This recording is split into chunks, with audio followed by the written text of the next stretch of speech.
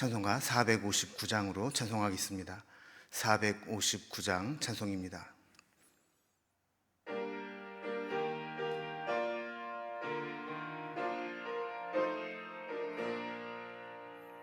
누가 주를 따라 섬기려는가? 누가 죄를 떠나 주만 따를까? 누가 주를 섬겨 남을 구할까? 누가 주의 뒤를 따라가려나? 부르심을 받아 주의 은혜로 주를 따라가네. 주만 따르네. 세상 영광 위에 따름 아니요, 크신 사랑이네. 주만 따르고 주가 내려주신 은혜 힘입어 주의 뒤를 따라 힘써 일하네. 부르심을 받아 주의 은혜로 주를 따라가네. 주만 따르네. 환난 핍박 많고 원수 강하나 주의 용사 더욱 힘이 강하니 누가 능히 이겨 넘어뜨리랴? 변함없는 진리 승리하리라. 기쁜 찬송하며 주의 은혜로 주를 따라가네. 주만 따르네. 오늘 함께 나눌 하나님 말씀은 디모데후서 4장 1절에서 8절까지 말씀입니다. 디모데후서 4장 1절에서 8절까지 말씀을 제가 봉독하겠습니다. 하나님 앞과 살아있는 자와 죽은 자를 심판하실 그리스도 예수 앞에서 그가 나타나실 것과 그의 나라를 두고 엄히 명하노니 너는 말씀을 전파하라. 때를 얻든지 못 얻든지 항상 힘쓰라. 범사의 오래 참음과 가르침으로 경책하며 경계하며 권하라. 때가 이르리니 사람이 바른 교훈을 받지 아니하며 귀가 가려워서 자기의 사욕을 따를 스승을 많이 두고 또 그 귀를 진리에서 돌이켜 허탄한 이야기를 따르리라. 그러나 너는 모든 일에 신중하여 고난을 받으며 전도자의 일을 하며 네 직무를 다하라. 전제와 같이 내가 벌써 부어지고 나의 떠날 시각이 가까웠도다. 나는 선한 싸움을 싸우고 나의 달려갈 길을 마치고 믿음을 지켰으니 이제 후로는 나를 위하여 의의 면류관이 예비되었으므로 주 곧 의로우신 재판장이 그날에 내게 주실 것이며 내게만 아니라 주의 나타나심을 사모하는 모든 자에게 도니라. 아멘. 바울은 디모데에게 마지막으로 어떤 사역자가 되어야 할까 하는 것에 대해서 권면을 합니다. 목회는 이제 다양한 사역들로 이루어집니다. 그 중에 가장 중요한 것이 바로 말씀을 전하고 가르치는 것이다, 이렇게 이야기를 합니다. 교회와 성도를 섬기다 보면 급하게 해야 될 일들이 많이 나타납니다. 또 하지 않으면 표시가 나는 그런 일들도 많이 있죠. 그러나 당장 표시가 나지 않아도 결코 소홀히 해서는 안 되는 그런 사역이 있는데 그게 바로 말씀 사역이라는 겁니다. 말씀의 은혜를 받고 영혼이 회복된 경험이 있거나 또 말씀을 듣지 못해서 극도의 곤고함을 경험한 사람은 이 말씀이 얼마나 우리의 신앙에 중요한가를 압니다. 그래서 말씀 사역의 중요성을 강조한 후에 시대가 점점 말씀을 받아들이지 않고 자기 입맛에 맞는 말씀만 찾는 시대로 변해가고 있지만, 그럼에도 불구하고 말씀 전하는 자로서 직무와 사명을 잘 감당해야 된다라고 권면하는 겁니다.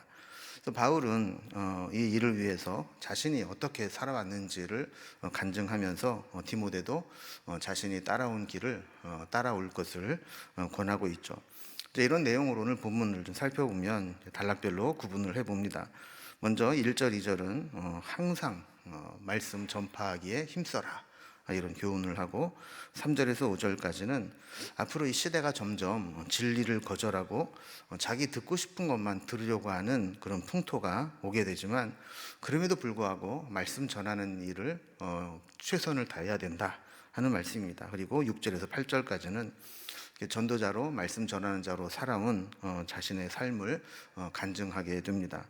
이제 단락별로 살펴봅니다. 먼저 항상 때를 얻든지 못 얻든지 말씀을 전하는 데 힘써라 하는 말씀입니다.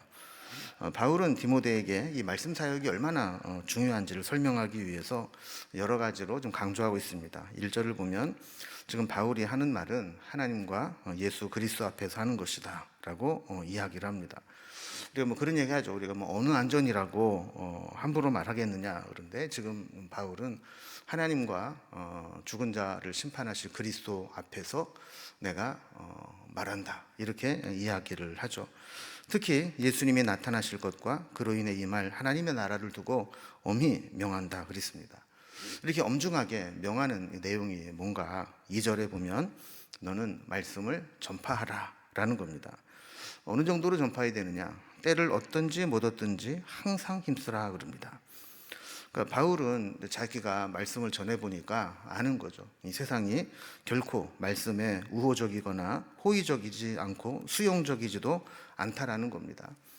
아무리 세상 사람들이 알아주지 않고 또 반대한다 할지라도 말씀은 항상 전파해야 된다는 겁니다. 우리가 말씀을 전하기에 좋은 적기를 기다리면 어쩌면 영원히 말씀을 전하지 못할 수 있습니다. 상황이 좋든지 안 좋든지, 때를 얻든지 못 얻든지 항상 말씀을 전하는 삶을 살게 되면, 때가 되면 이 말씀의 씨앗이 뿌려지게 되는 겁니다. 2절을 계속 보면 이 말씀을 전하는 것이 얼마나 힘든 일인지 범사의 오래 참음과 가르침으로 경책하고 경계하고 권하라, 이렇게 말씀을 하죠. 자, 이렇게 말씀을 전하는 일은 쉽지 않지만 그럼에도 불구하고 반드시 해야 되는 하나님의 명령이다, 이렇게 이야기를 합니다. 두 번째 단락을 보면 우리가 아무리 이렇게 말씀을 전해도 이 세상은 말씀에 그렇게 호의적이지 않다라는 겁니다. 사람들이 진리를 거부하고 또 자기 듣고 싶은 것만 들으려고 하는 시대가 되지만, 그럼에도 불구하고 이 말씀 전하는 일을 중단하거나 포기하면 안 된다는 겁니다. 말씀을 전한다는 것이 점점 힘들어지고 있습니다. 그 이유 중에 하나가 사람들이 이 말씀을 받아들이려고 하지 않고 거부하는 경향이 더 심해지기 때문이죠.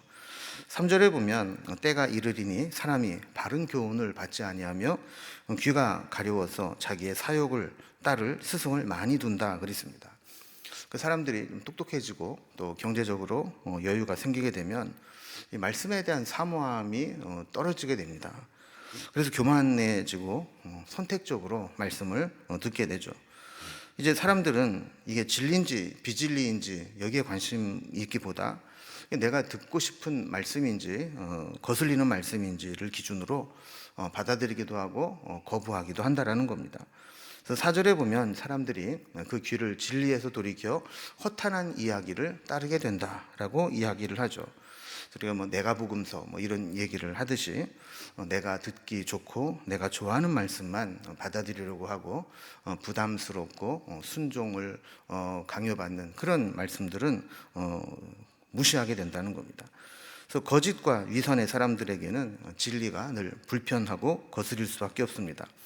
자, 이렇게 될 때 말씀을 전하는 자는 유혹을 받습니다. 어떤 유혹을 받게 될까요? 복음의 본질, 말씀의 핵심보다는 사람들이 듣고 싶어하는 말씀만 전하려고 하는 겁니다. 그래서 뭐 이렇게 하면 복 받는다, 은혜가 넘친다, 잘 된다, 뭐 이런 얘기만 하게 되는 것이죠. 우리는 그런 유혹을 받아도 중심을 잡아야 됩니다. 그래서 5절에 보면 그러나 너는 모든 일에 신중하여 고난을 받으며 전도자의 일을 하며 내 직무를 다하라 그랬습니다. 고난받는 것 두려워하지 말고 사람들이 배척하는 것 겁내지 말고 심지어 고난을 받더라도 전도자의 일을 제대로 감당하고 그 직무를 다하라 하는 겁니다. 하나님의 종은 어떤 상황에도 굴하지 않고 청중의 반응보다 나를 보내시고 전하게 하신 하나님 말씀을 바르게 전하는 것이 필요하다라는 것을 강조하는 겁니다. 세 번째로 이제 바울은 자기가 이렇게 힘든 전도자의 삶, 말씀 전하는 자의 삶을 살아온 것에 대해서 어떻게 살아왔는지 간증하고 디모데도 그 길을 따라서 끝까지 사명 감당하기를 원합니다. 바울은 자신의 인생과 사역을 현재 또 자신의 상태 그리고 과거로부터 지금까지 살아온 여정 그리고 앞으로 미래에 소망하는 것 이렇게 나누어서 세 가지 시제로 자신의 삶을 이야기합니다. 먼저 자신의 현재의 상태입니다. 6절에 보면 전제와 같이 내가 벌써 부어지고 나의 떠날 시각이 가까웠도다 그럽니다. 이 말씀을 잘 보면 바울은 제사와 여행의 비유로 자신의 상태를 설명합니다. 먼저 이 전제라는 제사입니다. 전제는 이제 제물을 불러 태워드리는 제사를 화제라고 부르는데 이 화제의 마지막에 포도주나 독주를 그 제물에 부어서 향기로운 제물이 되게 하면서 그 독주의 힘으로 한 번 더 완전히 태워드리는 그 전적인 헌신을 의미하는 제사를 말합니다. 지금 이제 자신의 삶은 제물로 하나님께 바쳐졌는데 이 제물로서의 자신의 삶은 이제 다 탔고 거기에 이 포도주나 독주를 이미 부어서 마지막 한 번 더 불사르는 그런 이제 삶을 살고 있다 이렇게 이야기를 하는 겁니다. 또 여행의 비유를 통해서 이제 자기는 이 세상을 떠나서 천국으로 가야 할 시각이 가까워 왔다 이렇게 이야기를 합니다. 그러니까 바울은 어쨌든 건강적으로도 그렇고 또 사형이 집행될지도 모르는 상황도 그렇고 이제 자기는 하나님 앞에 가야 될 때가 마지막 가까이 왔다 이렇게 이야기를 하는 거죠. 자, 두 번째는 과거로부터 지금까지 살아온 삶을 회고하는 장면입니다. 자, 7절을 보면 나는 선한 싸움을 싸우고 나의 달려갈 길을 마치고 믿음을 지켰다 그럽니다. 여기에도 좀 비유를 들어 설명하는데 전쟁과 운동 경기를 비유로 사용합니다. 지금까지 바울이 이렇게 말씀 전하는 사역을 해온 것들을 보면 마치 전쟁과도 같았다라는 겁니다. 이렇게 힘든 전쟁과 같이 어떤 고난이 와도 중도에 포기하지 않고 지금까지 달려왔고 또 믿음의 완주를 하겠다라는 거죠. 그래서 마치 운동 경기에서 마라톤 선수처럼 달려갈 길을 마치고 믿음을 지켰다고 고백합니다. 마라톤 선수가 42.195km를 완주하고 나면 결승점을 통과하고 나자마자 바닥에 쓰러지는 것과 마찬가지로 그 기간 동안 자신의 모든 에너지를 다 쏟아부으면서 달려온 거죠. 바울은 지금까지 그렇게 살아왔다라는 겁니다. 달려갈 길을 최선을 다해서 믿음의 선한 싸움을 싸우며 달려왔다는 겁니다. 이제 마지막으로 앞으로의 소망을 이야기합니다. 8절에 보면 이제 후로는 나를 위하여 의의 면류관이 예비되었으니 또 주 곧 의로우신 재판장이 그날에 내게 주실 것이며 또한 내게만이 아니라 주의 나타나심을 사모하는 모든 자에게도 이 의의 면류관을 주실 것이다 이렇게 이야기를 합니다. 우리가 믿음의 선한 싸움을 싸우고 믿음의 경주를 할 때 참 힘이 들고 고난이 있지만 그럼에도 불구하고 우리가 끝까지 완주하게 되는 것은 마지막에 우리를 위하여 예비하신 하나님의 의의 면류관이 있기 때문이라는 겁니다. 이제 말씀을 정리해 봅니다. 말씀을 전하는 것은 목사만 하는 게 아닙니다. 우리 모든 성도들이 말씀의 사람이 되고 말씀을 전하는 삶을 살아야 됩니다. 때로는 들은 말씀을 나누는 말씀 나눔으로, 때로는 간증으로, 때로는 내가 훈련받은 대로 양육함으로, 때로는 전도함으로 말씀 전하는 삶을 살아야 합니다.